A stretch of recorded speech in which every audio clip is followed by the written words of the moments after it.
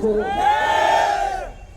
যদি কোনো যানবাহনের ক্ষতিগ্রস্ত করেন, আততায়ীকে দিয়ে যদি খুনের পরিকল্পনা করেন, এক ফাতেমা তাসলিমের কণ্ঠ রোধ করেন, হাজারো ফাতেমা তাসলিম পল্টন ময়দানে বক্তব্য দিবেন।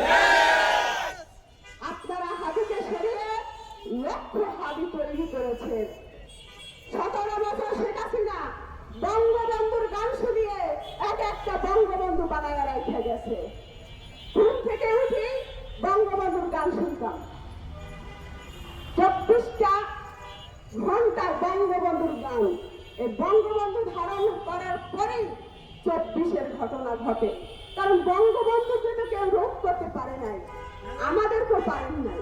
তো বুঝে রাখবেন, এখানে বঙ্গবন্ধুর যেমন সত্তা রয়েছে, জিয়াউর রহমানের সত্তা রয়েছে, আবু সাইদের সত্তা রয়েছে, হাদিরের সত্তা রয়েছে। যারা যুগে যুগে দেশকে দিয়েছে তারা কোনো দলের নয়, তারা সমগ্র জাতি। আমরা ভদ্র রাজনীতি করি, যারা দেশের জন্য জীবন দিয়েছে, দেশের জন্য কন্ট্রিবিউশন করেছে, তাদেরকে পূর্ণ মর্যাদা আমরা দিতে চাই। আমরা একটি লিবারেল রাজনীতি করতে চাই, সকল মানুষের সকল ধর্মের অংশগ্রহণের রাজনীতি করতে চাই। সহিংসতার রাজনীতি আমরা এড়িয়ে চলতে চাই, সভ্যতার রাজনীতি আমরা গড়ে তুলতে চাই।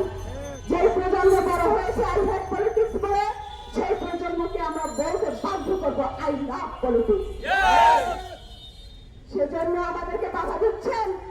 আপনারা জানেন, আমরা কোনোভাবে 24 আসনে প্রার্থী দিলে, আমরা কোনোভাবে যদি সরকার গঠন করি, তাহলে আপনারা আর এই কালোবাজারি করতে পারবেন না।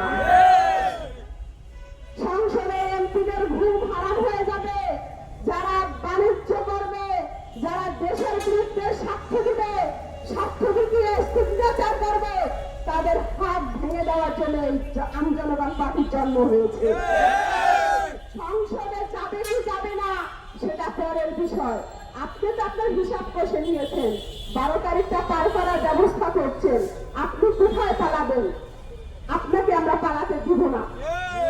আমরা এয়ারপোর্টে আছি, আমরা সকল জায়গায় আমরা বসে আছি। ওর থেকে যেখান থেকে পালাবেন সেখান থেকে টেনে ঘুরছে আপনাদেরকে জনগণের কাতারে নামিয়ে এনে আপনাদেরকে জনতার মঞ্চে আমরা বিচার করব।